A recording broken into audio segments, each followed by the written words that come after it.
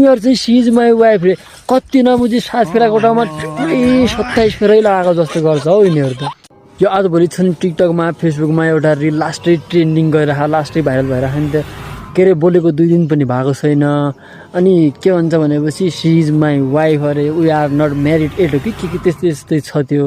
जसको बिहे भएको छ उनीहरूको बुढी त आज छ भोलि छैन भन्नुपर्ने अवस्था आएको छ भने तिमीहरू चाहिँ सी इज माई वाइफ रे कति नबुझी 7 फेराको ठाउँमा 27 फेरै लगाएको जस्तो गर्छ हौ यिनीहरू त। मेरो त देख्दाखेरि नै दिमाग तातेर आउँछ हौ भने यहाँ मान्छेको 5 सालको रिलेसनको त भइहाल्छ यिनीहरूलाई 2 दिन नबोल्दै सी इज माई वाइफ अरे। जबसम्म छ तबसम्म इन्जोय गर रमाइलो गर आफ्नो साइडबाट बेस्ट त्यो भोलिको दिनमा के हुन्छ भन्ने कसैलाई पनि थाहा छैन। अनि जुन त्यो आज वाइफ छ त्यही भोलि स्वाइप गरेर चाहिँ नजाओस्। अनि मेरो वाली अलग्गै छ भन्ने सोच भएको जसको पनि सोच छ त्यस्तो धेरै मान्छेको होला एक दिन यस्तो अवस्था पनि आउँछ जुन दिन तँलाई लाग्छ मेरो वाली नै सबैभन्दा अलग्गै रहेछ अलग्गैको अलग्गै।